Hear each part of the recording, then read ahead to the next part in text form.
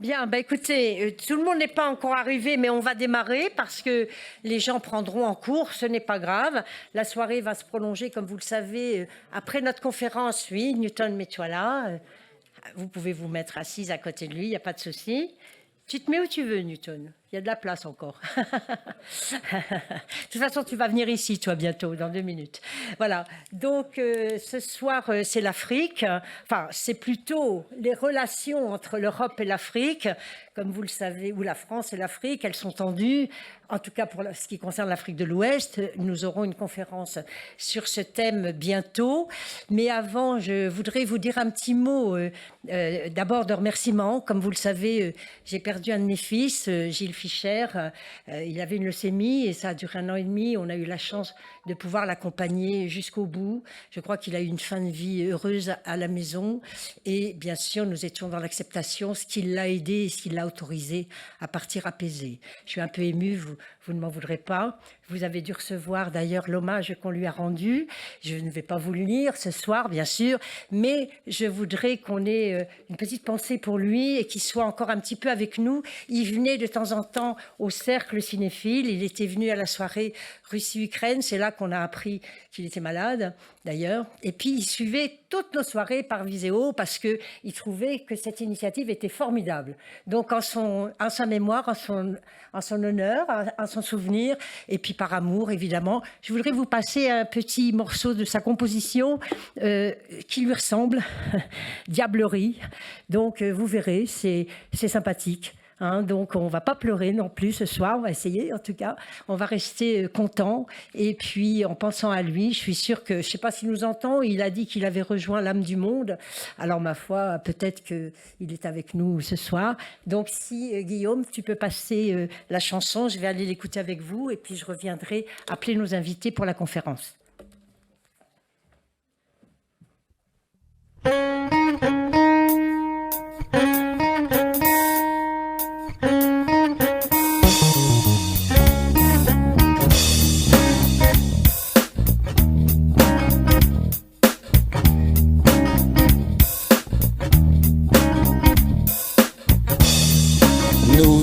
Dans ces bois, une fête païenne où des rythmes anciens ressassaient leurs antiennes.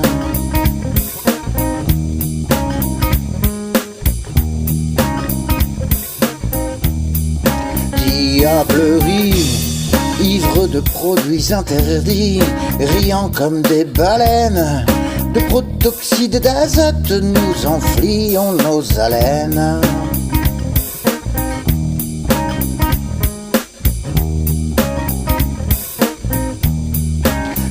Diablerie, hormis une pauvre sente mal éclairée de bougies, on y voyait gouttes et la nuit était nuit.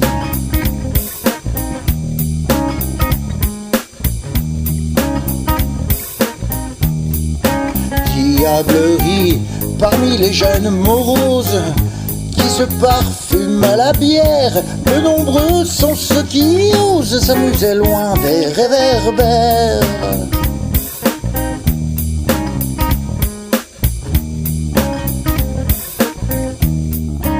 Diable,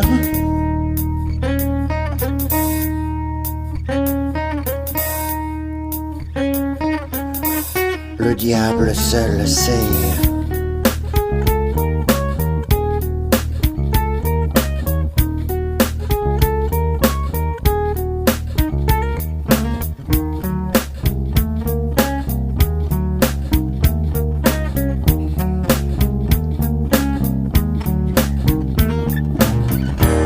Je ruminais dans le vent, en mal de compère, tout en fixant les ténèbres, tendu, grinçant, amer. Un orage d'été brutal vint allumer de ses traits cette triste bacchanale où personne ne dansait.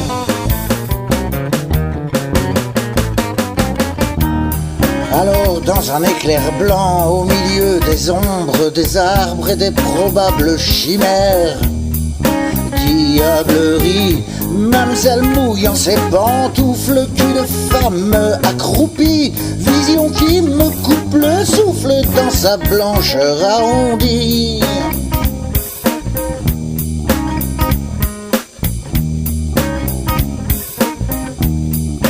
Diablerie, mais déjà la lumière s'éteint et à son prochain caprice, plus d'espoir que j'aperçoive une jolie fille qui pisse.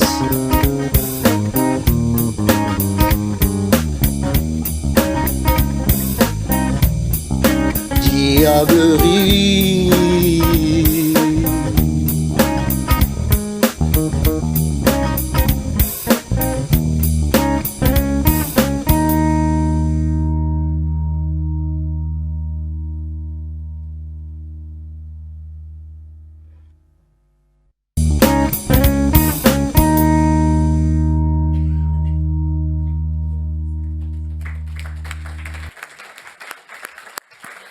Voilà, une chanson un peu déjantée, comme était mon Gilles. Hein, de toute façon, on l'aimait aussi pour ça. Et il a fait très beaux textes, il a fait une trentaine de chansons, certains sans prétention, d'autres un peu plus travaillés avec la musique. Et puis il a mis surtout Rimbaud et Baudelaire en musique. J'aime beaucoup, on ne va pas vous les passer ce soir bien sûr, mais ce sera sur le site quand même, parce que, et puis à l'occasion. Eh ben, on entendra de temps en temps une chanson de Gilles.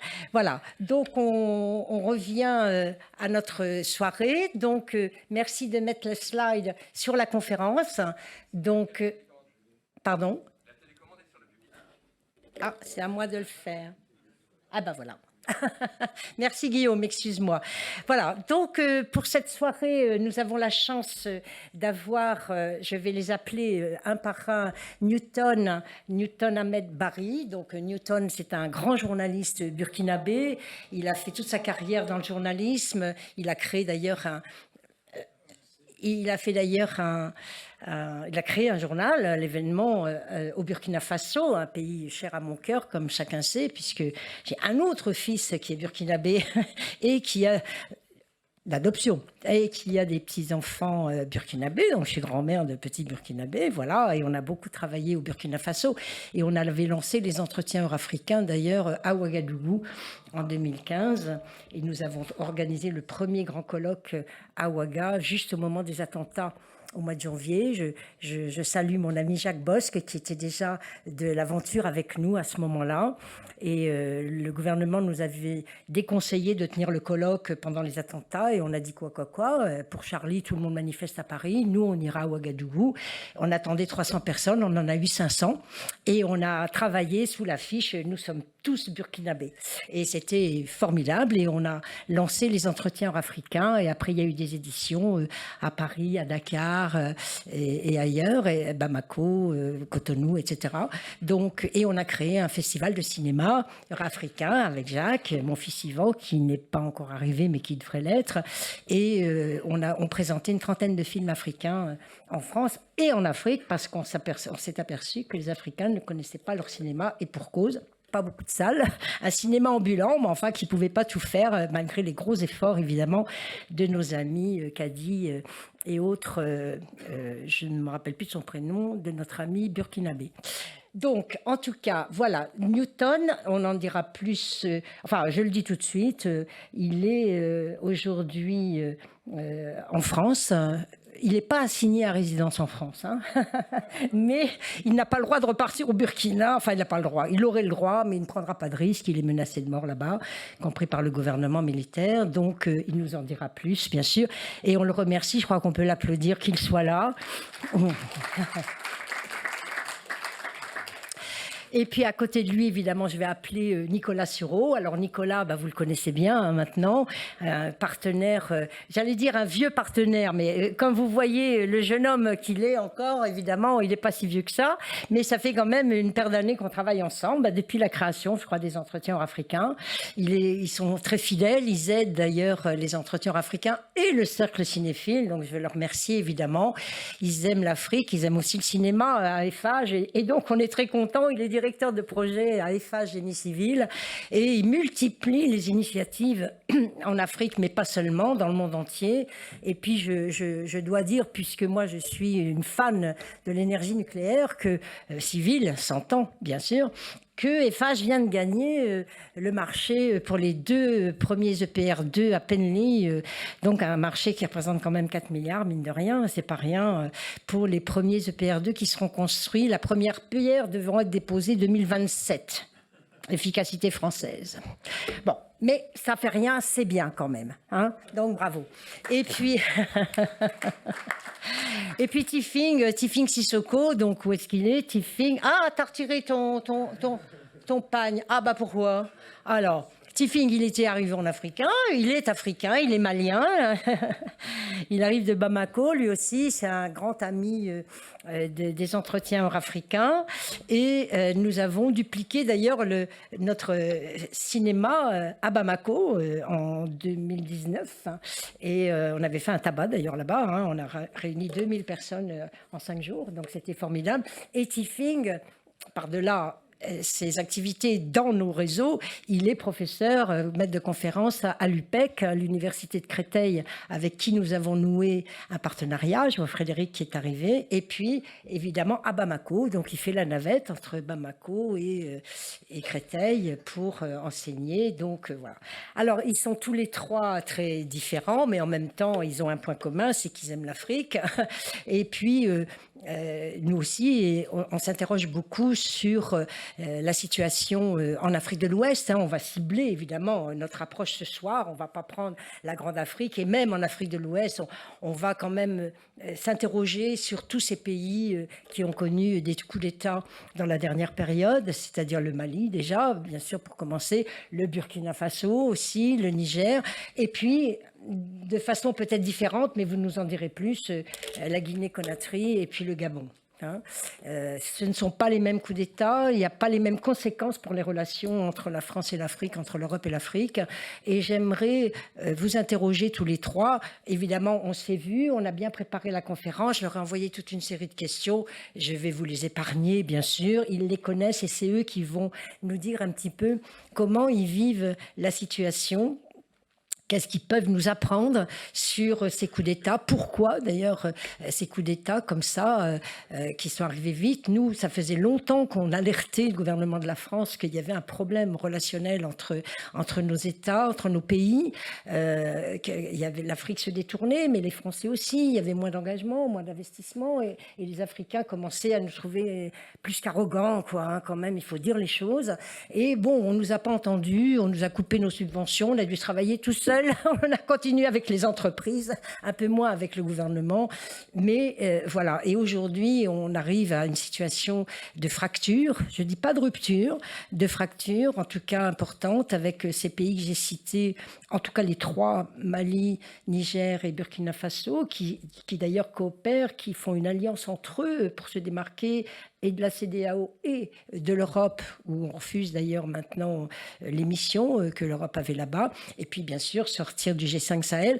Donc on a une situation, voilà, on aimerait y voir plus clair. Est-ce que c'est bien pour les Africains? Est-ce que c'est bien pour les peuples? C'est des coups d'État militaires? Est-ce que ça veut dire que la démocratie là-bas, on peut mettre un trait dessus, ou c'est une transition vers autre chose? Voilà, on aurait besoin d'y voir un peu plus clair. Je vais m'arrêter là, c'est une première série de questions.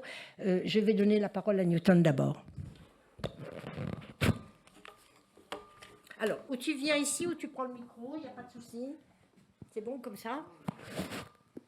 Il marche? Oui, tout marche bien ici. Merci Claude. Merci à vous tous, merci à mes copanélistes que je découvre ici avec beaucoup de plaisir. Claude nous invite à parler des dynamiques qui sont à l'œuvre en Afrique de l'Ouest, mais pas toute l'Afrique de l'Ouest, disons dans la bande sahélienne de l'Afrique de l'Ouest, puisque les 3 pays qui constituent aujourd'hui ce qu'on appelle l'Alliance des États du Sahel, c'est un continuum qui part du Mali, qui fait frontière avec le Sénégal, pour ceux qui se représentent un peu la carte de l'Afrique de l'Ouest. Et donc le Mali, le Burkina au milieu, un tout petit pays, parce que le Burkina est en fait pris en sandwich entre 2 grands pays. Le Mali fait près de 1 200 000, hein, si je ne m'abuse. Le Niger en fait autant. Et nous sommes tout petits. On est simplement 274 000 km² à côté de 1 million. Donc vraiment, on est tout petit, entouré de deux grands. Mais comme on dit chez nous, petit marteau casse grand caillou. Vos enfants, c'est ça. Là, il y a beaucoup de questions. Je sais pas. Bon, je sais pas si on commence par laquelle. Donc, Alors, tu veux comment tu expliques cette situation? Prends ton micro. Voilà. Pourquoi ces coups d'État? Sur quel terreau, on pourrait dire, ils ont pu être faits? Et qu'en attendent les populations? Il y a un soutien assez massif. Pourquoi? Et qu'est-ce que ça aura comme conséquence pour ces pays-là et les relations avec la France et l'Europe? Puisque, comme chacun sait, il y avait des relations très serrées, y compris de colonisateurs avant, et puis depuis les indépendances, quand même, encore certainement des dominations de l'Occident sur la gestion de ces pays-là aujourd'hui. Donc voilà, c'est un petit peu ça, toute cette première série de questions importantes. Alors on n'a pas beaucoup de temps, hein, on a 10 minutes chacun pour répondre, et puis après on prendra une deuxième question, puis des questions de la salle. Voilà, on a 1 heure en tout, 1h15, donc voilà. Ok, merci Claude. En fait, ce sont des dynamiques. Hein. Bon, ça vient de commencer. Si on regarde un peu au Mali, c'est depuis le mois d'août 2020 que l'expérience démocratique a été interrompue par le coup d'État, par un premier coup d'État avec le même Goïta, mais qui n'a pas joué un premier rôle. Et puis ensuite, il y a eu un deuxième coup d'État en mars, si je m'abuse, hein, je parle sous le contrôle de Tchéfine, en 2021, donc à peu près 1 an après, et donc où finalement il s'est approprié, disons, tout le pouvoir. Et au Burkina, c'est 1 an après le deuxième coup d'État du Mali, donc en janvier 2022, et le Niger, c'est tout récent. Ça n'a pas encore fait 6 mois. En fait, c'est un trimestre, si je ne m'abuse, c'est ça, je pense. Hein. C'est le 26 juillet que le coup d'État a eu lieu. Alors, comment on explique ces coups d'État? Bon, peut-être pour différentes raisons. Il y en a qui disent que c'est parce que la démocratie a échoué. C'est l'une des hypothèses qui est avancée. Évidemment, on peut facilement dire ça. C'est-à-dire que si on ne veut pas, si on veut faire les choses simples, de toute façon, on est dans un monde de simplification, toujours dans les explications. On préfère aller sur des éléments de simplification. Peut-être que ça permet de mieux comprendre les choses. On peut dire, je ne dirais pas que la démocratie a échoué, mais la démocratie n'a pas eu le temps de s'enraciner. La question fondamentale, c'est ça, parce que toutes les expériences que nous avons connues véritablement en ce qui concerne le processus réellement démocratique, où nous avons eu pour la première fois de vraies élections dans ces 3 pays. Au Mali, c'est en 2013. Au Burkina Faso, c'est en 2015. Au Niger, c'est en 2011, je pense. Le Niger a pu faire deux mandats, les autres n'ont pas pu faire 2 mandats, parce que Ibeka a fait un premier mandat, et c'est 2 ans après sa réélection que le coup d'État est intervenu. Chez nous, au Burkina, c'est à peu près la même chose aussi. Après donc un deuxième mandat, le coup d'État est intervenu. Au Niger, c'est différent. Au Niger, tout le monde pensait vraiment que c'était une panacée. Je ne dirais pas une panacée, mais c'était l'une des expériences qui marchait le mieux. Jusqu'au 26 juillet 2023, personne n'imaginait que le Niger allait basculer dans les coups d'État. C'est pour cela que je dis, on peut faire simple, mais on peut aussi essayer de regarder de façon différenciée avec quelques éléments d'analyse. Qu'est-ce qui peut être l'élément important? Le deuxième élément, ces 3 pays ont en commun qu'ils font face à un phénomène nouveau auquel il ne s'était pas préparé, qui est donc le terrorisme. On peut dire que le Niger et le Mali ont eu par le passé des poussées irrédentistes avec le phénomène, avec les mouvements Touareg. Il y a eu le MNLA au Mali, mais il y a eu aussi le mouvement Azawak au Niger. Et le Niger avait relativement mieux géré, semble-t-il, son problème. Le Mali passablement. Mais nous, au Burkina, on n'a pas connu cela. Donc, évidemment, le terrorisme arrive à partir de 2012 au Mali, lorsque, alors que ATT, finissant son mandat, est confronté brutalement évidemment, à ce phénomène terroriste qui venait pour la première fois, je disais, de façon frontale en Afrique de l'Ouest et principalement à Bamako, dans les sillages ou dans le sillage évidemment de la rébellion Touareg. Parce que dans un premier temps, c'est le retour des Touaregs de la Libye. Une fois de plus, je parle sous le contrôle de Tchefing et de mon co-débatteur. Ensuite, évidemment, les choses ne se sont pas très bien passées avec le gouvernement de ATT. Et finalement, on a eu, pour la première fois, une poussée djihadiste terroriste qui a même pris une bonne partie du territoire malien pendant près, disons, pendant près de 10 mois, de mars 2012 à janvier 2013, avec l'intervention de Serval, qui a donc stoppé, évidemment, les terroristes qui étaient à Konna, la ville qui n'est pas loin de Mopti, et qui descendait vers le sud. Donc, voici la première expérience de la région avec le terrorisme qui va donc commencer à déstabiliser le premier gouvernement malien, qui est donc le gouvernement de ATT. Il va s'en suivre une transition militaire ou semi-militaire, relativement mieux maîtrisée par la communauté internationale, qui avait encore plus d'influence dans la zone, parce que la CEDEAO va encadrer évidemment cette transition-là, et on va revenir à la démocratie à partir de 2013 avec l'élection de Ibeka. Au Burkina Faso, on a pris un autre chemin. On n'a pas connu, on n'a pas connu le terrorisme dans un premier temps. On a plutôt connu un régime très fort, qui est celui de Blaise Compaoré, qui a fait près de 27 ans au pouvoir, qui était la première fois, parce qu'on a, chez nous, les pouvoirs ont une durée de vie en général de 3 ans.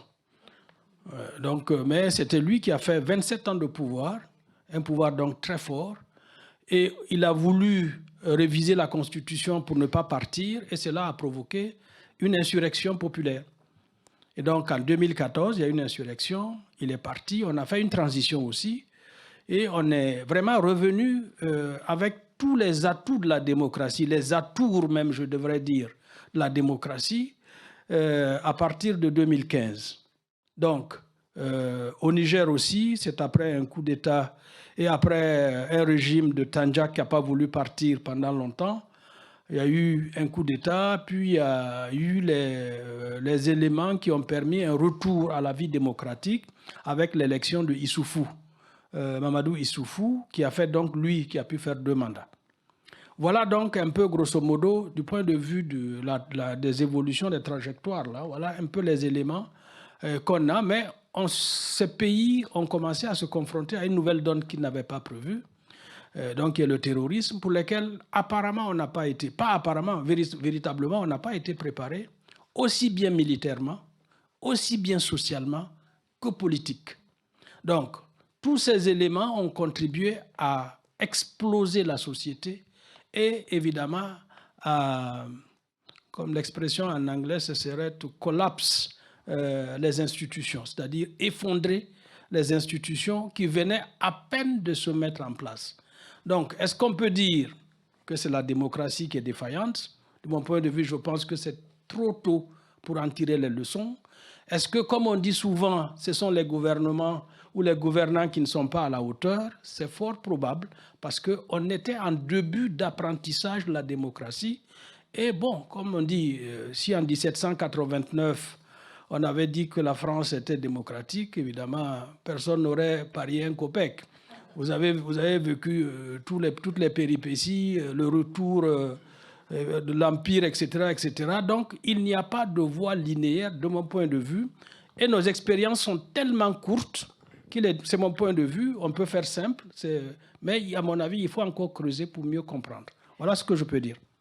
Merci Newton. Je vais peut-être demander tout de suite à Tifing, si Nicolas me permet, parce qu'on a besoin d'entendre les Africains d'abord pour parler de l'Afrique. Mais voilà, donc deux grandes enfin, j'allais dire raison, il n'y a pas de cause à effet comme ça aussi simplement. Moi, je suis d'accord avec Newton, rien n'est simple. Mais démocratie, échec de la démocratie, terrorisme, pas préparé au terrorisme. Il y a aussi une situation économique qui était extrêmement difficile, une grande misère dans ces pays d'Afrique. Alors plus au Niger sans doute qu'au Burkina, et plus au Burkina qu'au Mali encore. Donc, en fait, ça se tient. C'est des pays qui sont sur la même isoyette en matière de pauvreté. Voilà, donc avec des régions. Alors, on va interroger Tifing, parce que je suis sûre que tu peux répondre à tout, mais on va lui laisser un petit peu la parole quand même.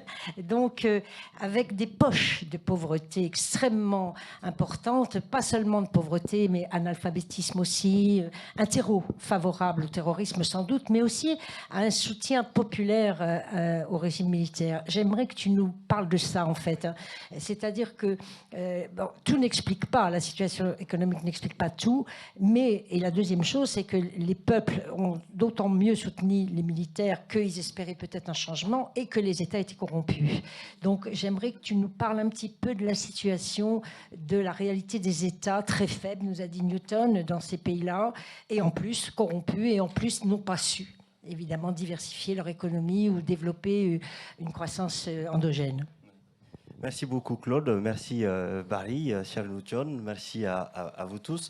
C'est un débat en fait qui, lorsque ça s'est décidé très récemment, hein, ma participation à ce débat, puisque je trouve que dans une période aussi compliquée, la période que nous vivons, que vous connaissez tous, c'est très important de porter des paroles lucides, parce qu'il y a beaucoup de fausses bonnes idées, il y a beaucoup aussi d'idées reçues sur ces contextes sur lesquels je ne vais pas revenir, puisque Newton a dit beaucoup de choses sur l'historique, sur où est-ce qu'on est parti et là où on se trouve aujourd'hui.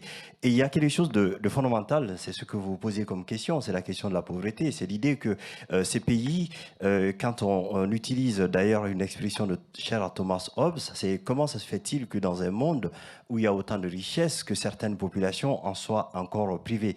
Comment se fait-il qu'il y ait tout ce progrès dans le monde sur le plan économique? On a trouvé la possibilité d'allonger la vie, donc le progrès de la santé, etc. Mais on se retrouve dans des pays qui sont en lien avec d'autres qui développent toutes ces technologies, mais qui sont encore privés. Donc ça soulève beaucoup de questions, ça soulève la question de la gouvernance, ça soulève la question, je dirais, politique aussi de la démocratie.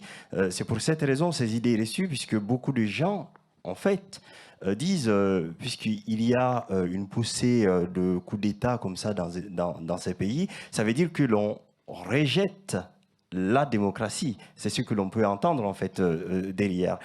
Ou le dire autrement, est-ce que cette démocratie a réussi ses ambitions à atteindre les objectifs que l'on se fixe, c'est-à-dire lutter contre la pauvreté, lutter contre les injustices, permettre aux populations de connaître des progrès, permettre aux populations de trouver leur juste place dans les sociétés et permettre aussi ce principe de l'alternance. Donc, le raccourci est très vite fait. C'est l'idée que puisque ces démocraties n'ont pas réussi à faire cela dans ces différents pays, est-ce que on va se tourner vers des putschistes, des militaires qui viendront donc faire un coup d'État? Et ils viennent d'ailleurs avec ces mêmes arguments, en fait, en disant nous voulons lutter contre la corruption, nous voulons permettre aux populations de regagner leur souveraineté. Donc ce sont des propos, vous l'avez indiqué à l'instant, qui trouvent un écho favorable auprès de la population. Ça veut dire que l'idée reçue, l'orientation vers ces autorités de transition, ces autorités politiques, n'est pas un rejet de la démocratie. D'ailleurs, quand on regarde les arguments brandis par ces trois pays, dans ces trois pays, on ne rejette pas la démocratie. Pourquoi? Parce que ces présidents prêtent serment à un moment donné. Alors, c'est très étonnant. Ils prêtent serment et en même temps, quand on reprend l'exemple du Mali, très récemment, il y a eu une réforme de la constitution malienne pour aller vers une nouvelle république. Et donc, du coup, cette nouvelle république reprend les arguments, en fait, les principes de base de la démocratie. Donc, on ne rejette pas la démocratie. Donc ça, c'est l'exemple malien. Mais alors, du coup, l'exemple malien, on rejette pas la démocratie, mais en même temps, on essaie de mettre en place quelque chose qui est totalement différent dans le fonctionnement, dans la façon dont les autorités de transition essaient de se maintenir au pouvoir. Parce que quand on met des arguments de base sur le fait qu'on épouse les valeurs de la démocratie, mais en même temps, on a un fonctionnement qui est totalement à l'inverse de cela. C'est un peu différent pour l'exemple du Burkina, c'est-à-dire, on dit il faut, certains le disent comme ça, il faut endogénéiser la démocratie. C'est d'ailleurs le président en fait de la transition qui dit il faut adapter la démocratie à nos lois, à nos façons de faire, à nos us et coutumes. Alors du coup, on leur pose la question, puisqu'il faut creuser un peu plus. On dit mais quelles sont les valeurs traditionnelles ou de base qui sont en contradiction avec les principes démocratiques? Et là, on explore un peu tout, mais on ne trouve rien du tout. Donc à un moment donné, cet argument aussi qui est mis en avant, comme quoi il faut mettre il faut adapter ces principes de la démocratie aux réalités locales, n'a pas aussi, en tout cas, n'a pas de sens. Donc quand on regarde tout ça, la question que l'on se pose et que j'ai commencé à parler, c'est comment se fait-il que les populations adhèrent en fait à ce type d'idéologie ou à ce type d'argument qui est développé au niveau local? Je vous assure qu'aujourd'hui, donc Barry a dit qu'il a quitté le Burkina sans possibilité de retourner. Moi, je suis resté au Mali et je fais beaucoup de plateaux télé pour critiquer ce qui se passe au niveau local, pour critiquer du coup le fonctionnement des gouvernements de transition. Mais en fait, ils ne sont pas inquiets. Vous savez pourquoi ils ne sont pas inquiets et que vous savez pourquoi moi-même je ne suis pas inquiet? Parce que personne ne m'écoute. Alors, personne ne m'écoute parce que j'ai beau leur dire la démocratie est totalement en phase avec nos us et coutumes et que ce principe démocratique, c'est parce que certaines personnes se sont servies de cette démocratie pour s'enrichir personnellement, ne veut pas dire que les principes fondamentaux, enfin les principes de base de la démocratie ne sont pas adaptés à nos situations. Mais ce qui est vendu par ces autorités de transition est bien plus supérieur que ce que je leur dis. C'est-à-dire que les fausses bonnes idées, j'en parle maintenant des fausses bonnes idées.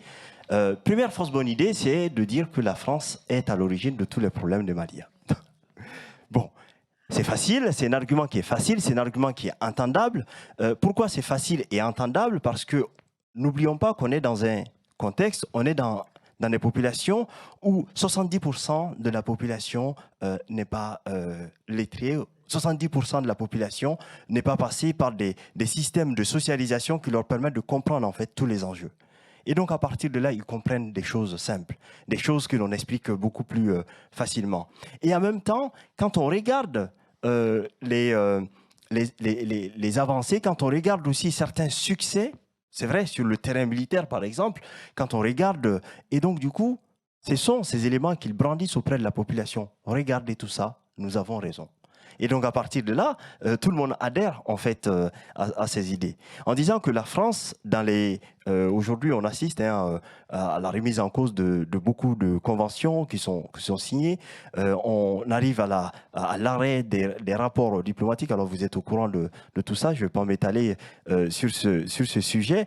Mais l'idée qui consiste à dire, on a la possibilité d'identifier quelqu'un qui a été à l'origine des problèmes ou qui est l'ancien colonisateur, c'est facile, alors tout le monde l'entend.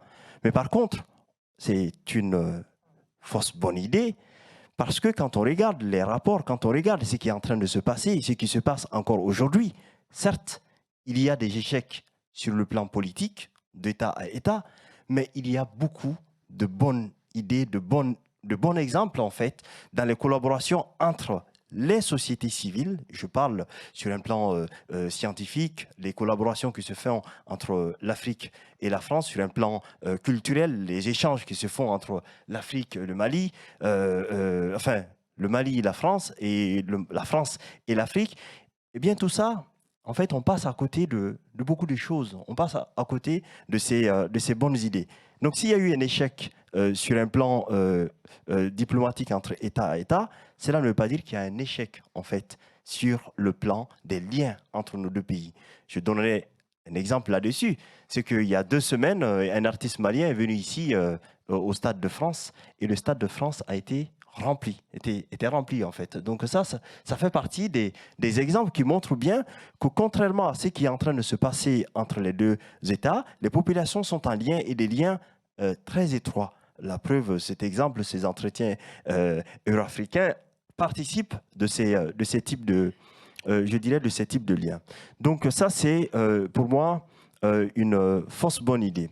Deuxième fausse bonne idée, alors, par rapport à ce contexte très parce qu'on va revenir voilà. après, hein, Bon, Tiffany, okay. t'inquiète pas. Donc, on va alors, pas tout dire dans un premier temps, mais Nicolas oui. va donner son avis, puis on va prendre quelques questions et on revient à la tribune. Entendu. Bon. Bon, alors la deuxième fausse bonne idée, alors, qui est très intéressante aussi parce que j'en ai échangé avec quelqu'un dans la salle, c'est l'idée qu'un homme providentiel peut parvenir à régler les différents problèmes que les démocraties n'ont pas réussi à régler pendant des décennies.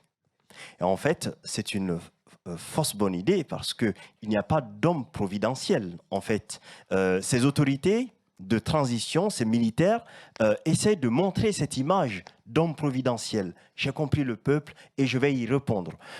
Par contre, quand on regarde un peu dans les détails, dans leur façon de faire, les mêmes reproches, quand on regarde ces pays qu'ils ont fait aux autorités, aux autorités démocratiques, ils sont en train de reproduire quasiment la même chose. Quand vous regardez ces différents pays, il y a des avancées, mais en même temps, il y a aussi je dirais une permanence de ce type de comportement. Et donc, pour que ça fonctionne, parce qu'il n'y a pas de miracle, hein, pour que ça fonctionne, il faut qu'il y ait un système de contrôle. Pour que ces démocraties puissent fonctionner, à un moment donné, il fallait un système de contrôle. Le système de contrôle n'a pas réussi à combattre en fait les dérives. Et donc les hommes providentiels, entre guillemets, les hommes providentiels qui disent être providentiels et qui sont là, il n'y a pas de système de contrôle. Avant, la communauté internationale pouvait jouer un rôle dans ce type de contrôle.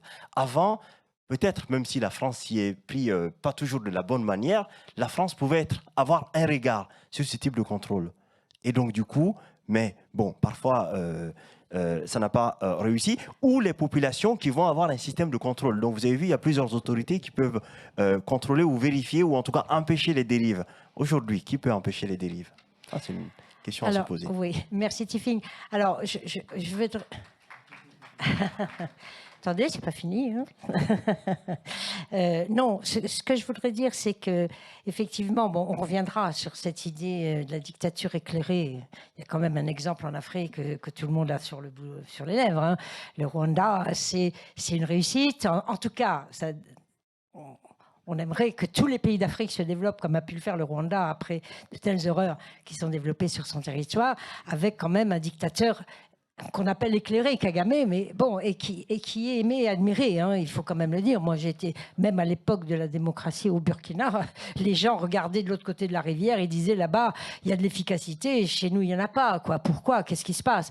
Alors, est-ce que les États qui n'ont pas su, justement, gérer leur pays et le développer, peuvent-ils être remplacés? C'est une question, mais pour après, par des militaires. Est-ce qu'ils sont formés à la gestion publique? Est-ce qu'ils pourront répondre aux attentes des populations qui ont envie d'éducation, de santé, d'électrification, de développement, d'industrialisation, etc., etc. Donc est-ce qu'ils sont capables de le faire?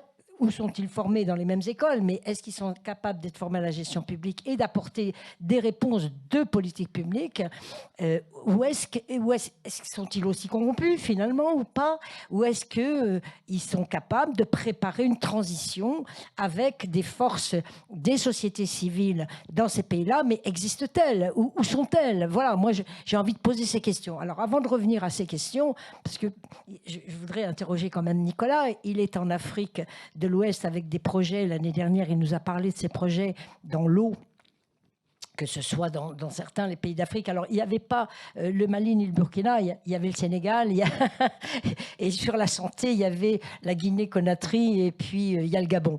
Alors, ce n'est pas les mêmes pays. Alors, est-ce que c'est un hasard, ou est-ce que vous n'avez pas pu aller dans ces pays-là, et pourquoi? Et est-ce que si vous aviez des projets en perspective, ont-ils été rompus ou pas? Puisqu'on a rompu des conventions avec l'Europe et les pays, mais on a rompu des contrats aussi. Et j'ai vu un petit peu, il y a aujourd'hui un contrôle des États militaires sur les entreprises et leur fiscalité qui semble aberrant aujourd'hui. Et les entreprises, elles se barrent, quoi, pour dire vite. Alors, ça ne veut pas dire qu'il ne faut pas qu'elles payent d'impôts, attention. Hein. On y reviendra certainement. Mais Nicolas, peut-être tu peux nous dire un mot sur l'état des... Comment vous ressentez, vous, votre présence là-bas et quelles sont les perspectives? Oui, bonsoir, merci beaucoup. Alors, je vais essayer effectivement de donner un avis, bien sûr, du côté privé, pas forcément politique, mais bien entendu, avec l'ampleur des projets que nous réalisons à travers le monde, et notamment en Afrique. Il est vrai que nos donneurs d'ordre sont, dans 99% des cas, les politiques, les gouvernements locaux. Alors, là où je partage totalement ce que mes confrères ont expliqué, c'est qu'on ne peut pas réduire, malheureusement, ce débat à un sujet, la démocratie ou les putschs. Chaque pays, chaque État, chaque presque région a ses propres problématiques. Et même dans l'Afrique de l'Ouest, effectivement, il y a les pays, il y a aussi des religions, il y a aussi des... si je reprends juste des peuples, hein, comme les Peuls, etc., enfin, qui vont au-delà des frontières. Il faut essayer de comprendre un petit peu tout ça. Et assurément, dans notre approche, nous les Français, nous les Européens, je pense qu'à un certain niveau, on a perdu un petit peu cet aspect, ou en tout cas, la façon de le communiquer n'a pas été sûrement la bonne méthode pour être entendue, ou en tout cas pour être appréciée. Après, je pense également que ce qui se passe en Afrique de l'Ouest, je dirais presque, n'est qu'une suite logique, malheureusement, de ce qui se passe dans le monde entier. Quand on regarde, depuis un grand nombre d'années, les ras-le-bol, ça n'existe pas que sur les putschs dont on vient de parler en Afrique de l'Ouest. Et on le voit bien, ça se rapproche de plus en plus de chez nous. C'est arrivé en Ukraine dernièrement, c'est au Proche-Orient. Donc, le sujet est bien plus vaste, effectivement, que l'Afrique de l'Ouest. Et l'Afrique de l'Ouest, effectivement, est totalement ancrée dans ces problématiques aujourd'hui. Alors, comment les expliquer? Je pense qu'effectivement, il faudrait bien plus qu'une heure ou une heure et demie. Il faudrait aller dans le détail de chaque pays. Mais moi, j'ai eu l'occasion, à travers ces 25 dernières années, d'habiter d'un grand nombre d'années en Afrique, mais également dans les Amériques, également en Asie. Et c'est vrai qu'on retrouve des problématiques un peu similaires. Et d'une certaine manière, notre message, nous les Français et les Européens, avait une saveur sûrement un petit peu de fin de colonisation, effectivement. Et en tout cas, voulait être perçu, peut-être aussi d'une certaine manière. Attention, je ne rejette pas la faute en aucun cas aux États africains, mais je pense qu'effectivement, c'est comme dans tous les couples, les deux doivent faire un pas pour que le couple fonctionne. Et nous avons sûrement, effectivement, mal abordé certains sujets, mais dans de nombreux cas, ils ont été également mal reçus, volontairement ou involontairement, hein, ce que expliquait effectivement Tiffing tout à l'heure. Pourquoi je dis ça? Nous, depuis par exemple 2017, j'avais pris la décision à l'époque de quitter le Mali, quitter le Burkina, quitter le Niger. Nous avions des activités, nous FH, dans ces trois pays. Parce que c'est beaucoup un feeling, hein, je veux dire, personne n'a la science infuse malheureusement, mais on sentait bien qu'effectivement la situation nous, en tant qu'entreprise, on ne voyait pas le ciel bleu qui aurait pu arriver effectivement un peu après la tempête. Et dans notre stratégie de développement, effectivement, j'avais pris la décision de quitter ces pays parce que voilà, je ne sentais plus la capacité pour Eiffage de pouvoir réaliser des projets en sécurité, en gagnant de l'argent et surtout en terminant nos projets pour le bénéfice des populations locales. À l'inverse, en Guinée-Conakry, nous avions continué nos efforts. Au Gabon, alors pourquoi, comment au Sénégal, effectivement, nous avons continué, mais nous avons parlé des pays en difficulté, mais le Sénégal, bon, vous qui connaissez bien effectivement l'Afrique de l'Ouest, c'est excessivement chaud pour nous en ce moment de travailler au Sénégal. Pour des raisons sécuritaires, des raisons fiscales, des raisons politiques, hein, même si on connaît très très bien les autorités locales tout en bas, puisque nous sommes des travailleurs du cru. Hein, donc sur nos chantiers, nous avons des ouvriers non qualifiés jusqu'aux grandes directions générales africaines. Et ça, effectivement, c'est un vrai sujet, cette gronde qui grandit. Alors voilà, on va y venir un peu après. Je pense essayer d'expliquer pourquoi, peut-être dans certains pays, ça fonctionne un petit peu mieux. Mais il est vrai que, d'une certaine manière, je pense qu'aujourd'hui, en Afrique, quand on parle d'un autre système politique que la démocratie, ça reste un gros mot, comme ça l'est en Europe. Mais déjà, le terme démocratie vient de nos propres dictionnaires. Peut-être qu'il serait temps, enfin, je n'ai pas la solution, bien entendu, mais ce qui serait peut-être effectivement temps de trouver un autre système. Chaque pays est différent, chaque continent, chaque région du monde est différente. Et effectivement, la démocratie, on le voit bien dans ses fondamentaux, elle est attendue, elle est désirée, elle est souhaitée dans les pays d'Afrique de l'Ouest dont nous parlons. Mais effectivement, dans sa formalisation, dans sa mise en œuvre, on n'est pas sur un schéma que nous avons en tête. Et je pense avant tout, pour que nous puissions continuer à améliorer nos relations et à continuer à avoir des relations de solidarité et de développement avec l'Afrique de l'Ouest, c'est également, bon, bien sûr, au gouvernement, on va y revenir sur les institutions, forcément de se structurer et d'avoir des bases solides, mais aussi à nous de nous adapter au pays, au contexte de là où on va. Moi, je le vis au quotidien. Nous travaillons dans les Amériques, en Asie, en Afrique. Il est évident que si nous avons les mêmes approches au Vietnam, au Mali et en Colombie, ça ne marchera pas de la même manière. On aura peut-être une chance de réussir dans un des trois, mais absolument pas de 100% de réussite.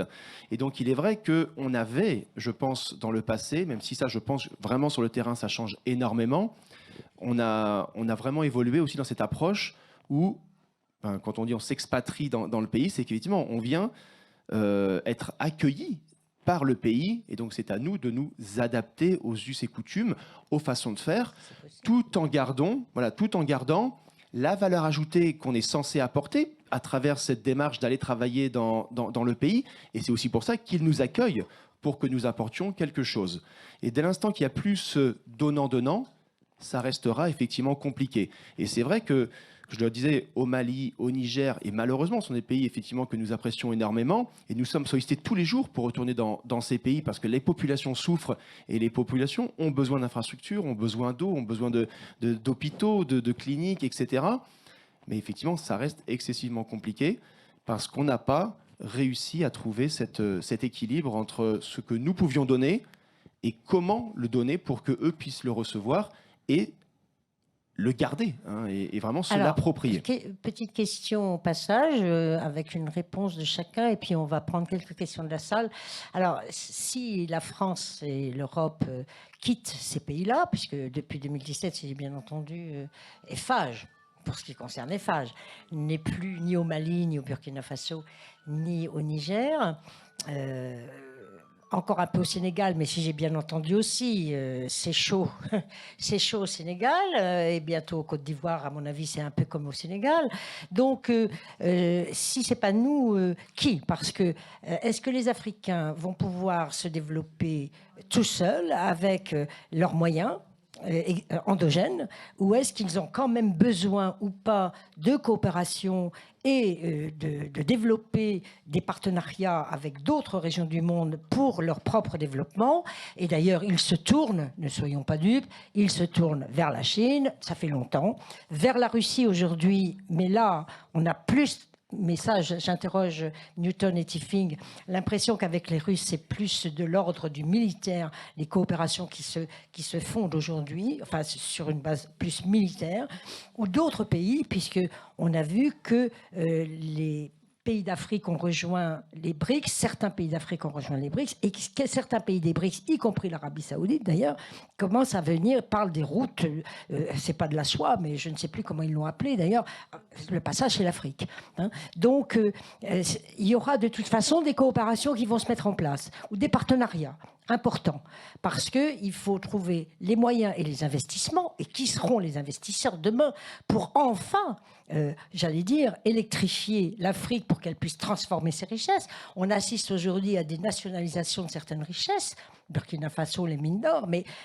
est-ce qu'un enrichissement de l'État pour un enrichissement, ça va suffire? Est-ce qu'il va falloir transformer ces matières et en plus utiliser à bon escient les ressources de ces matières, c'est-à-dire avoir, comme je le disais tout à l'heure, des politiques publiques? Alors ça, c'est une question que je vous pose à tous les trois. Newton, tu peux reprendre la parole puisque ça fait un petit moment. Et tu as des idées là-dessus, j'en suis sûre. Non, c'est toujours bon d'écouter aussi. Oui, on va s'écouter les uns les autres. Non, bon, là, est-ce que l'on peut se passer de l'Europe? Est-ce qu'on peut se passer de la France? C'est la question frontalement posée, c'est comme ça. Je pense qu'il y a quand même un certain nombre de mécanismes qui ont été mis en place depuis nos indépendances, qui ont fait que du fait de la colonisation, et du fait même de l'ordonnancement de la communauté internationale, parce que quand on parle de la communauté, vous savez bien que c'est l'Occident, c'est les États-Unis autour, évidemment, du système des Nations Unies. Je ne crois pas que ces pays sahéliens aujourd'hui sont dans une situation, je pourrais appeler de révolte ou de contestation momentanée sur peut-être des éléments de malentendu qui ne se sont pas probablement très bien exprimés, mais je ne vois pas. Moi, je dis ça, Tiefling va parler tout à l'heure. Je pense que les Maliens sont environ 300 000 environ en France. Les Burkinabés sont moins nombreux, nous sommes 10 000, parce que moi, en plus d'avoir été journaliste, j'ai été également président de la commission électorale et j'ai organisé les élections de 2020. Et j'ai fait voter les Burkinabés de France. Ils sont environ 10 000. Mais ils ne se sont pas tous inscrits. Et dans l'autre élément de la problématique de nos démocraties, c'est qu'en fait, peut-être qu'on va revenir là-dessus, elles vivent comme des clones, c'est-à-dire que nous les avons clonées sur les anciennes démocraties. Elles prennent donc les tares, en fait, immédiatement les tares des anciennes démocraties. En fait, elles prennent les tares des clones. Et donc, ce qui fait que fondamentalement, elles sont à peine nées que déjà elles sont confrontées à un certain nombre d'éléments auxquels vous êtes confrontés, vous, aujourd'hui, parce que vos démocraties ont assez grandi. Oui, bien sûr. En fait, on est au niveau, à peine né, on est au niveau de votre crise. Donc, parce qu'il y a la question de la représentation. Les gens se demandent, est-ce que ceux qu'ils élisent les représentent véritablement? Ces questions-là aussi, en tant qu'ancien président de la commission électorale, je les ai vécues. C'est-à-dire, comment est-ce qu'on délègue le pouvoir sans se déposséder soi-même de ses propres prérogatives? Comment on reste impliqué lorsqu'on a délégué? Parce que la plupart du temps, quand on délègue, la personne pense que finalement, elle n'a plus rien à vous dire. En fait, elle ne vous doit plus rien. C'est-à-dire, c'est le devoir d'ingratitude. Une fois que vous avez voté, on se retrouve dans 5 ans. Voilà ces questions fondamentales auxquelles vos démocraties qui sont vieilles font face, que les nôtres aussi, à peine nés, parce qu'on est dans un monde intégré. Les gens, ils sont nés peut-être dans un village de Dakar au Sénégal, ils n'ont pas peut-être l'électricité, mais ils ont le smartphone. Ils savent ce qui se passe dans un quartier de Paris. Voilà, ils vivent comme les jeunes de Paris avec les mêmes idées et les mêmes envies. C'est ce qui me fait dire qu'il est difficile qu'on vive en autarcie. Ce n'est pas possible. Il y a un certain nombre d'éléments de crise. On va forcément les dépasser. On n'a pas le choix. On va les dépasser parce que on ne vit pas dans la révolte en permanence. Excuse-moi, Newton, on va les dépasser, on n'a pas le choix. Mais peut-être que le pire, c'est pas ça. Peut-être que le pire, il est aussi du côté des terroristes. Tu parlais des terroristes et du pouvoir du djihadisme aujourd'hui en Afrique. Ils n'ont pas dit leur dernier mot encore. Ils ont été... Ça, c'est le worst scénario, comme on dit. C'est le worst. Oui, mais est-ce qu'on ne doit pas y penser? Oui, mais... Si. Voilà. Je suis d'accord avec comment toi. on mène ce débat avec des populations mal éduquées, mal préparées, qui n'ont jamais participé à quoi que ce soit d'ailleurs. Donc la démocratie, pour eux, même élire leurs représentants, c'est quelque chose déjà de compliqué, qu'ils ne connaissent pas. Et qu'est-ce qu'ils attendent? Le mieux. Mais si on leur promet ailleurs mieux, parce qu'on va le faire avec des moyens, lesquels, avec les Russes ou pas, les djihadistes, est-ce qu'ils en ont des moyens? Est-ce qu'ils sont soutenus par les Daesh du Moyen-Orient ou pas? Parce qu'il faut quand même s'interroger sur le pire en Afrique, dans ces pays-là ou dans certaines régions de ces pays-là. Je ne dis pas que les gouvernements sont pourris et qu'ils vont accepter, évidemment, sans se rebiffer et sans se battre, cette situation. Mais il faut quand même savoir qu'on n'est pas au bout, hein, parce qu'il y a eu une progression fulgurante du djihadisme partout et ce n'est pas fini.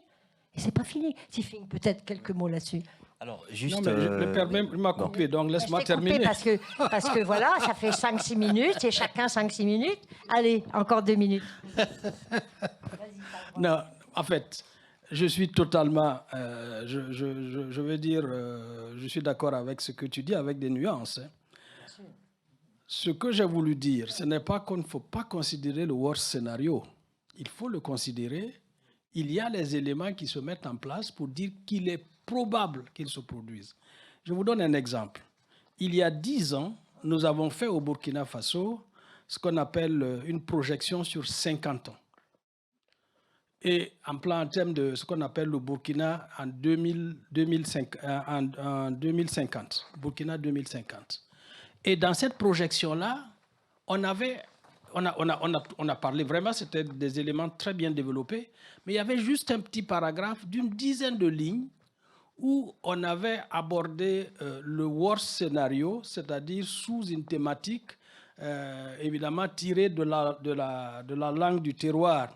Le chapitre, c'était Dougumato, c'est-à-dire dans un scénario où, évidemment, il n'y a plus de village.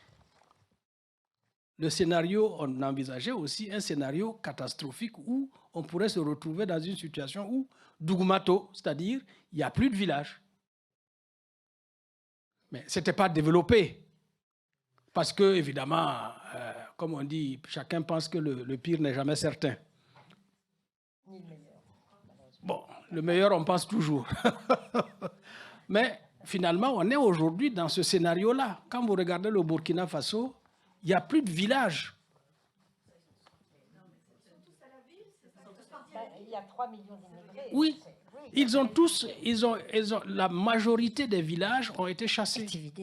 Ont été vidés. Les populations ont été chassées, donc se sont déplacées vers des enclaves qui sont encore sous contrôle du gouvernement.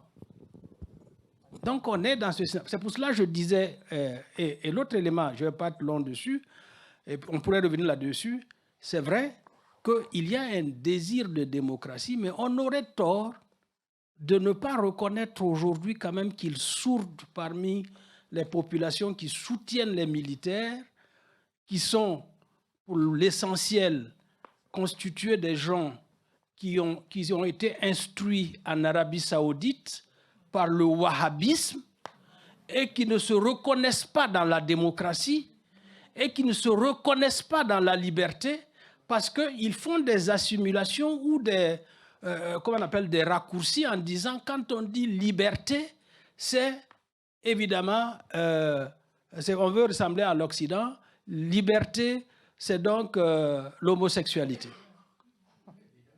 Je prends des raccourcis comme ça, mais c'est un peu ça. Démocratie, c'est une affaire de blanc. Parce que ça ne vient pas d'Arabie Saoudite où ils ont été formatés. Mais ils sont les plus nombreux. Moi, comme j'ai dit tantôt, nous avons chaque année, quand on veut faire la liste électorale, nous avons chaque année 600 000 nouveaux jeunes, une cohorte de 600 000 nouveaux jeunes qui ont 18 ans. Mais parmi les 600 000 qui ont nouveaux jeunes de 18 ans majeurs, il n'y a pas 200 qui sont allés à l'école. Il n'y a pas 200 000 qui sont allés à l'école. Tout le reste sont allés soit dans les daras, dans les écoles coraniques, ce sont dans le secteur informel, vont faire donc leur marché à Dubaï, et la majorité reçoivent évidemment des subsides de l'Arabie Saoudite. Voilà des éléments de fond aussi que nous avons. Si nous les ignorons, nous allons faire de fausses analyses. Alors, on ne peut pas les ignorer. Donc, merci Newton. Donc, ça répond bien à la question, effectivement. Donc, risque majeur. Donc, où se situera la responsabilité des Africains d'abord et des États, militaires ou pas, et y compris nos responsabilités. On a échoué avec Barkhane, mais est-ce pour autant nécessaire d'abandonner, si j'ose dire, entre guillemets, ou d'arrêter les relations ou les aides, et d'avoir comme seule réponse sanctions, comme on l'a vécu là avec l'Union européenne ou la France. Donc moi j'aimerais savoir comment on peut mieux comprendre la situation pour y faire face justement ensemble si possible, et si on n'y arrive pas d'État à État, puisque ça semble un peu bloqué actuellement, comment, comme tu le disais très bien tout à l'heure, on peut repasser par les sociétés, alors de territoire à territoire. Newton ne l'a pas dit, mais il a été élu au Burkina. Voilà, il était jumelage avec Châteauroux, je crois, hein, c'est ça. Bon, toi-même, tu connais très bien d'université à université, les universités avec les patrons qui s'organisent aujourd'hui. Au Mali, par exemple, moi je connais très bien le président du conseil des patrons du Mali, c'est le jeune Mahamadou, c'est le mari de Aïssata Diakité, cher son prénom, je la connais par cœur pourtant. Donc, est-ce qu'il n'y a pas là des possibilités de former des forces de la société civile qui, demain, peuvent non seulement travailler avec le gouvernement en place, mais demain, pourquoi pas être dans des représentations, enfin, être candidat à des nouvelles élections pour diriger le pays. Voilà.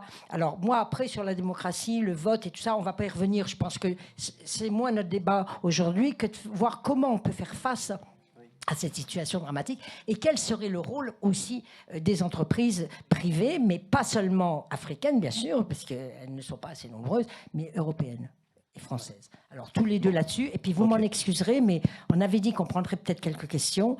Mais quand je vois l'heure qui tourne, si on...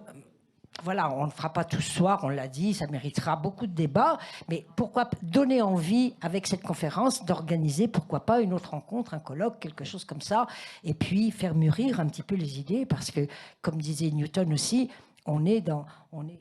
c'est tout jeune, quoi. Enfin, c'est très court. On n'a pas encore tous les éléments en main pour avoir les bonnes solutions. Oui. Bon, c'est vrai qu'il y a beaucoup de choses que j'ai envie de dire là-dessus, mais à mon avis, il faut faire un tri. La première chose que je dirais, puisque je finirai en fait sur sans doute les stratégies que l'on voit déjà se mettre en place auprès des populations et qu'on pourra sans doute approfondir. Mais bon, c'est vrai, c'est pas le débat de la démocratie, mais encore une fois, une petite chose là-dessus pour dire que les principes démocratiques et les tripatouillages électoraux et l'accaparement des richesses par une petite minorité, eh bien, c'est pas le fait d'être jeune dans la démocratie. C'est une mentalité, c'est un état d'esprit. Voilà. Moi, je pense que ça, c'est important de le dire. Et les populations, c'est important que les populations comprennent cela, puisqu'à un moment donné, il faut gagner sur ce terrain-là. La deuxième chose que je dis, Newton a raison. Quand on regarde avec le terrorisme, le djihadisme sur nos territoires, depuis plusieurs années maintenant, dans certaines localités, 40% des écoles sont fermées. Donc, il y a non seulement une scolarisation qui n'est pas assurée pour 100% des enfants, mais aujourd'hui, à l'heure où je vous parle, dans certaines régions, dans certaines zones, il y a 40% des écoles qui sont fermées. Donc ça, c'est je dirais, un problème en puissance. C'est un vrai problème pour nous tous. Ensuite, moi, je pense qu'il y a une fausse bonne idée aussi qui, pour la France, dire, bon, on va laisser quand même ces territoires comme ça, puisque ça nous coûte de l'argent, ça nous coûte de l'énergie par rapport à l'aide au développement, ça nous coûte beaucoup de choses, donc on va s'en débarrasser. Si on fait ça, eh bien, ce serait une catastrophe qui va se retourner contre nous tous. Donc, c'est pas une bonne idée. Je dirais que c'est une fausse bonne idée, cette stratégie. Une fois qu'on a dit cela, comment on peut réussir à un moment donné à aller ensemble sur des actions, sur la question des partenariats? Aujourd'hui, dans les pays que nous avons cités, il y a une stratégie qui consiste à se tourner vers la Russie, une stratégie qui consiste à se tourner vers d'autres acteurs, vers la Chine, vers d'autres acteurs. Alors, oui, bon. La Russie, par exemple, puisque beaucoup de gens, j'étais au Mali à l'époque, quand on parlait de la Russie en disant la Russie, excellent, excellent, excellent, on se tourne là-dessus. Je dis, mais attention, vous allez faire une erreur, puisque des gens comme moi, il y en a beaucoup au Mali qui sont nés en Afrique, qui ont grandi en Afrique et qui sont sortis de l'Afrique pour aller faire des études ailleurs. Comme beaucoup de Maliens ont commencé dans les années 60-70 à aller faire des études en Russie. Et je leur pose la question, moi qui suis enseignant reconnu en France, est-ce que vous avez un Malien reconnu en Russie? Alors du coup, ils essaient de se fouiller dans les archives, mais ils ne trouvent pas grand-chose. Donc ça veut dire qu'on ne peut pas dire beaucoup de mal de la France non plus, parce que moi, je suis bien placé pour le dire, oui. Bon. Donc ce que je veux dire, c'est qu'il y a un dispositif de socialisation qui peut se faire ici et qui est positif. Je ne dis pas que tout est à mettre là-dessus. Je ne dis pas qu'il n'y a que ça, en fait, en France. Mais je dirais que les liens qui peuvent se nouer entre nos différentes populations, c'est quelque chose qu'il faut maintenir. Je donnerai un autre exemple qui est dans cette salle, en fait. Dans ce contexte très tendu entre le Mali et la France, avec l'arrêt de la délivrance de visas entre les deux pays, l'arrêt de la collaboration, parce que j'ai identifié 2 athlètes au Mali qui sont à une marche de la qualification pour les Jeux Olympiques, je suis allé voir l'ambassade de France, je leur ai dit, on ne peut pas les laisser comme ça sur le côté, il faut qu'on trouve une solution. Et l'ambassade, j'ai écrit une lettre à la diplomatie française, etc. Et l'ambassade a réussi à sortir 2 bourses pour les athlètes, et les 2 athlètes sont assis ici, derrière. Mettez-vous debout pour qu'on vous voit, en fait. Et donc, alors, ces 2 athlètes, vous allez me dire, c'est une goutte d'eau. Mais si vous regardez ce que Sidiki Diabaté a fait au Stade de France, quand vous regardez à Bercy, j'ai dit Stade de France, c'était à Bercy, oui, merci. Quand vous regardez les collaborations que l'on peut faire dans le domaine universitaire et technologique, je dirais que c'est une bonne piste. C'est-à-dire, ce que l'on n'a pas réussi à faire pendant des décennies, c'est de réussir à construire des communautés autour des transferts d'expertise et de technologie. C'est de réussir à grandir ensemble. Je crois que c'est ça qu'il faut qu'on arrive à faire aujourd'hui. Donc ça veut dire que les partenariats diversifiés, le choix des pays de diversifier leurs partenariats, ce n'est pas un problème. Pour moi, ce n'est pas un problème. Il faut diversifier les partenariats. Mais en même temps, il ne faut pas tomber dans les mêmes erreurs. Du coup, pour qu'on soit dans une forme de dépendance à l'autre, dans une forme de dépendance à l'extérieur. Mais par contre, réussir de travailler sur des projets, je dirais, d'intérêt partagé entre les territoires, ce serait une piste à explorer pour le futur, peut-être pour l'avenir. Et je crois que c'est là où on peut réussir à faire des choses ensemble. Alors excellent, mais encore une petite question avant de te donner la parole, Nicolas. En préparant la rencontre avec Newton, on se disait oui, multiplier les projets entre les gens, entre les acteurs, entre les communes, entre les entreprises, entre les institutions. Elles ne sont pas toutes étatiques, hein, bien sûr. Mais en fait, on assiste quand même à une espèce d'indifférence. Enfin, comment expliquer? Il se passe des choses graves en Afrique, il se passe des choses graves ailleurs dans le monde, et on a plutôt tendance à se replier un peu sur nous-mêmes, hein, et se voiler la face et à pas trop vouloir savoir ce qui se passe pour pas avoir à intervenir finalement. Et il disait, en fait, c'est l'indifférence qui va nous tuer, comme pour la Somalie. On peut regarder ce qui se passe en Somalie, 8 millions de personnes menacées de faim, et qui s'en occupe? On n'envoie même pas pas de bouteille d'eau, quoi. Donc, il y a... Oui, moi j'entends, parce que c'est plutôt ma politique à moi, hein, c'est-à-dire faire émerger des projets de la société et créer des affections sociétatis, s'aimer les uns les autres et travailler ensemble, nouer des partenariats, développer les coopérations. Mais comment on fait alors? Est-ce qu'il ne faudrait pas repartir? Tu parlais d'éducation. Il y a un problème d'éducation des peuples pour essayer de les amener à coopérer entre eux au sein même de leur région, et puis avec les autres régions du monde, parce que c'est de ça que tu nous parles. C'est de ça que tu nous parles. Comment on fait concrètement? Alors, il y a un élément qui est, pour moi, en fait, il y a un élément qui est très simple, c'est la politique européenne, tout simplement. Vous avez vu la politique européenne, Erasmus+, ils ont développé, en fait, un dispositif. Alors, je donne un exemple, hein, mais puisque on n'invente pas la roue indéfiniment, mais en partant du dispositif Erasmus+, je l'ai vu, l'appel d'offres a été lancé encore récemment sur des renforcements des capacités, sur les renforcements des compétences dans différents secteurs clés d'intérêt partagé. Donc ça, pour moi, c'est quelque chose que l'on peut fortifier, que l'on peut renforcer pour aller sur des sujets écologiques, économiques, pour aller sur des sujets, je dirais, beaucoup plus larges et qui permettent aux populations de collaborer. Pour moi, en fait, c'est une piste qui sans doute, avec d'autres innovations. Je réagis, hein, mais je pense que vous serez d'accord avec moi. Erasmus, oui, mais on le cite à toutes les sauces depuis des années. On sait très bien qu'on ne remplit même pas les quotas auxquels les universités ont droit. On n'y arrive pas. Et c'est le seul exemple. Et là, l'Union européenne vient de prendre des sanctions contre le Mali, contre le Niger, contre le Burkina. Donc les sanctions contre les États se retournent évidemment contre les peuples. Tu seras d'accord avec moi. Donc de toute façon, voilà, on a l'impression qu'on fait un pas en avant, on en fait trois en arrière. On fait un pas en avant, on en fait trois en arrière. Et le pas en avant, c'est sous l'effort conjugué des forces civiles, et les pas en arrière, c'est les États qui ont quand même plus de moyens que nous qui les font. Donc, alors, c'est pas pour démoraliser, attention, hein, c'est pour dire, voilà, il faut se rendre compte de la gravité de la situation pour pouvoir organiser nos sociétés pour dépasser tout ça. Hein. Donc là, on aura besoin de monde, et pour ça, il ne faudra pas se replier sur nous-mêmes. Alors, les entreprises ont sans doute un énorme rôle à jouer. Pour moi, ça reste un acteur extrêmement important. Nicolas. Oui, alors c'est vrai que la transition est toute faite avec ce que tu viens de nous expliquer.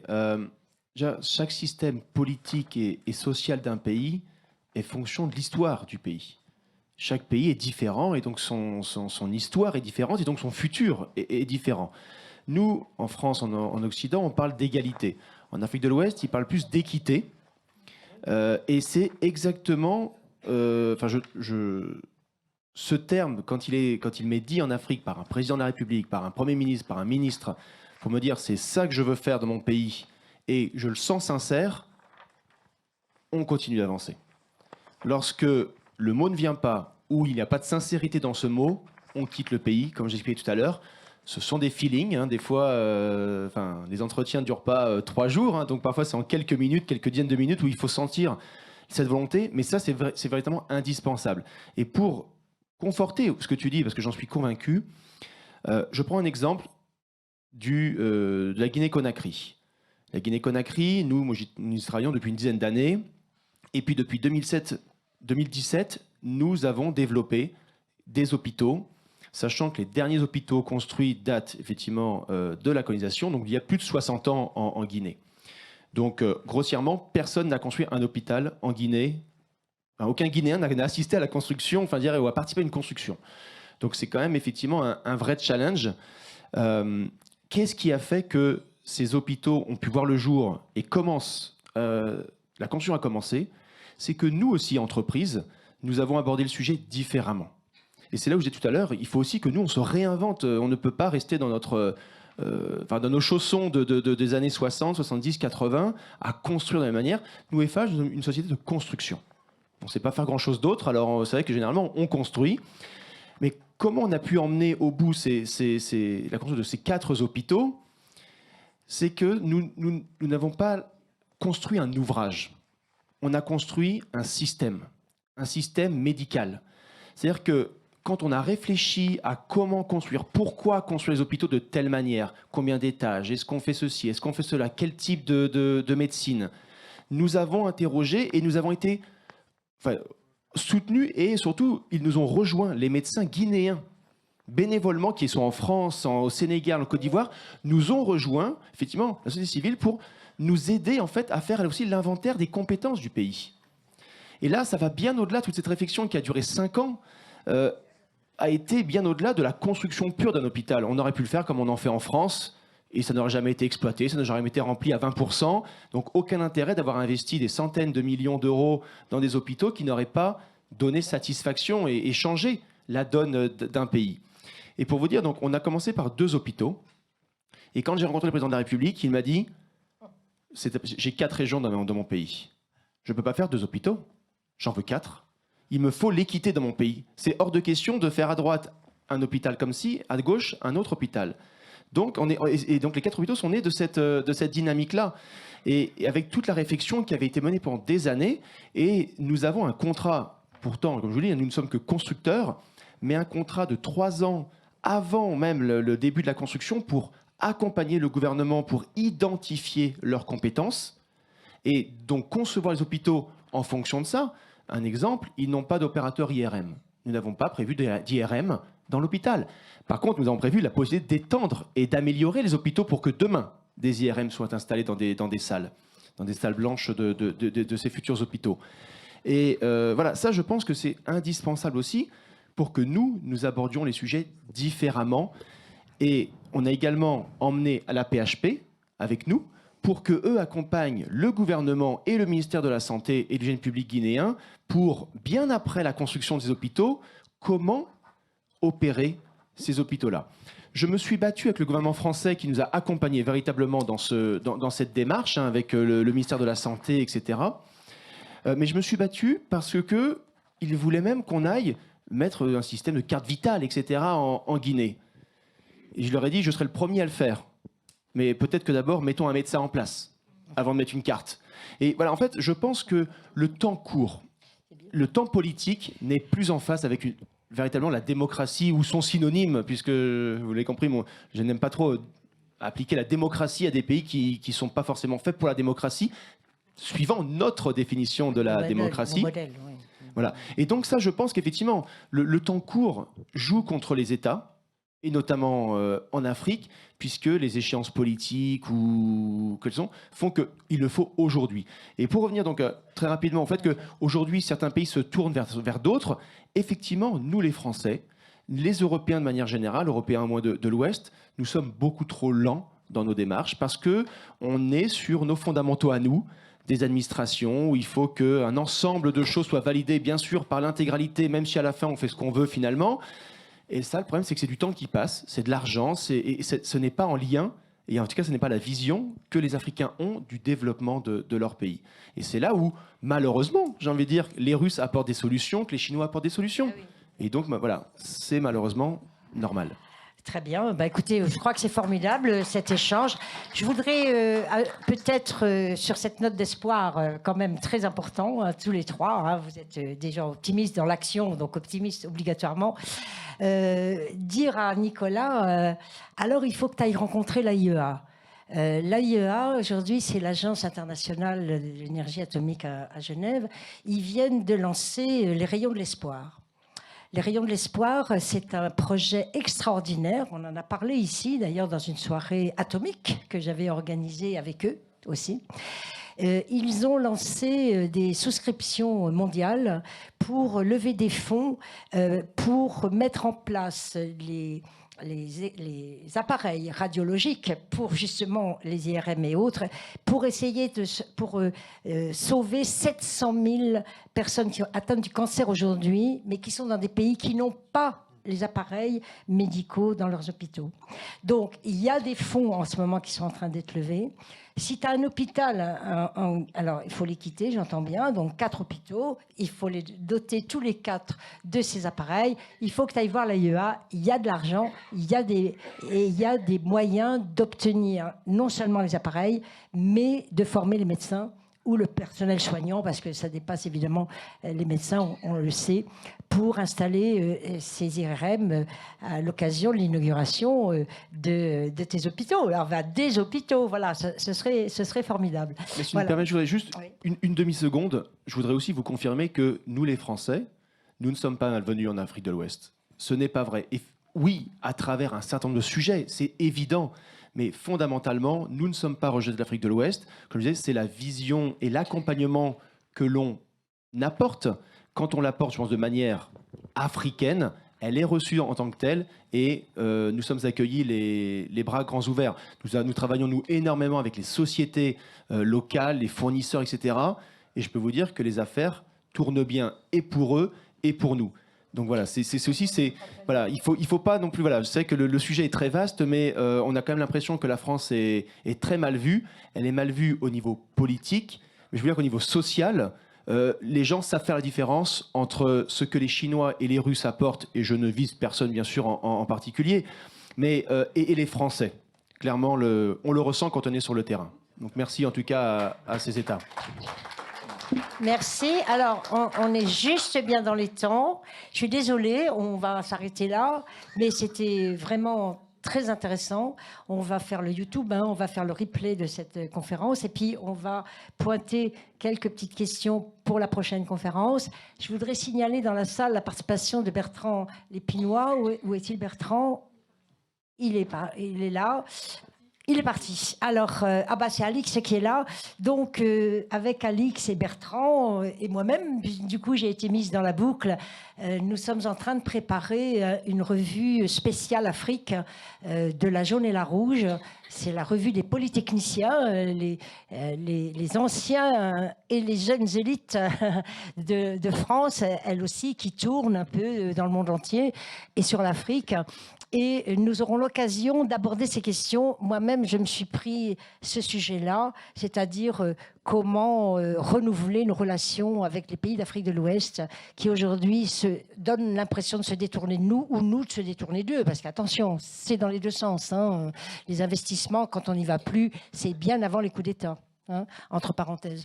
Donc, et comment on pourrait renouer les coopérations. Ce sera mon papier, mais il y aura plein d'autres articles, il y en aura 12, et nous ferons une soirée spéciale autour de la jaune et la rouge, en lien avec Polytechnique et sa directrice, que je salue ici, de la jaune et la rouge.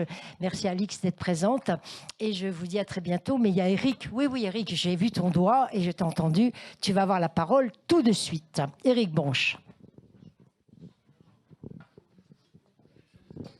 Vous avez parlé de la disparition des villages, donc doit avoir en perspective une certaine difficulté pour l'alimentation des villes. Que peut-il faire pour créer des lycées agricoles qui perpétuent à la fois vos traditions et en même temps une productivité qui est liée, voilà. Donc, en tant qu'ancien directeur de l'ensemble des lycées sous contrat de la région Île-de-France, nous avions eu quelques projets, notamment au Cameroun, mais essayer de faire avec vous. Voilà, on avait pas mal appris à l'époque dans ces missions.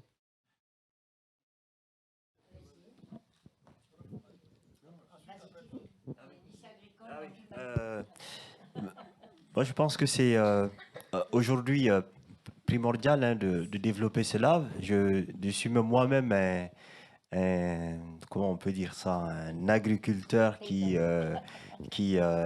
commence à peine cette activité. Je sais qu'aujourd'hui, c'est un besoin pour le Mali. C'est-à-dire que l'agriculture traditionnelle a été totalement pervertie. Pourquoi ? Parce que, on l'a expliqué, les paysans, les jeunes du milieu rural quittent en fait en masse ces villages vers les grandes villes. Et donc du coup, depuis plusieurs décennies maintenant, on est retourné voir les vieux paysans qui sont restés en leur disant attention, vous n'avez plus de jeunes, donc on va vous vendre des pesticides, des herbicides, on va vous donner des engrais, on va même vous donner des semences modifiées. Donc à partir de là, ça fait plusieurs décennies. Moi je vous assure que même les produits qu'on utilisait au niveau local, que peu de gens connaissent en Europe, quand je vous dis le gombo, par exemple, vous serez peut-être peiné de me dire ce que c'est comme légume, le gombo. Mais en fait, les semences de le gombo viennent de plus en plus des entreprises, des usines occidentales. Donc, à un moment donné, c'est un peu compliqué pour les paysans. Donc, je pense que je serais d'accord avec vous pour qu'il faut développer cela. Alors, je vais dire deux choses, deux dynamiques qui sont en train de se développer, se mettre en place pour le Mali, parce que ce qui est aussi positif, c'est que sur une courte transition, j'ai eu l'impression, j'ai eu le sentiment que ces pays ont réussi à faire beaucoup plus de choses que des décennies, je dirais, de pouvoir démocratique. Donc il y a un débat en cours au Mali sur la réforme de l'éducation qui a commencé. Et donc du coup, il y a beaucoup de choses qui sont en train d'être développées. Et donc, il y a clairement une orientation vers des agricultures qui sont plus saines, vers des agricultures qui sont maîtrisées, et donc vers le développement du capital humain pour se préoccuper de cela. Donc ça, c'est du côté du système éducatif. Il y a autre chose, c'est-à-dire le patronat du Mali, vous l'avez indiqué avec Mossadegh Bali, ils ont fait une étude de 6 mois avec des experts de la diaspora malienne en France. Ils ont fait une étude de 6 mois sur les secteurs économiques, sur les besoins des secteurs économiques, sur les secteurs clés. Donc, ils ont identifié 5 axes comme ça, y compris les finances, y compris l'agriculture, etc. Et dans le domaine de l'agriculture, il y a une orientation aussi en lien avec ce sujet sur le développement de filières de formation qui permettent de faire l'agriculture mieux, différemment et encore mieux. Donc, sur ces deux exemples, je crois qu'il y a une dynamique qui est positive, qui est en train de se mettre en place. Et donc, j'en parle ici, pourquoi? Pour qu'on puisse accompagner ce type de dynamique aussi. Voilà. Bien, on va remercier nos amis.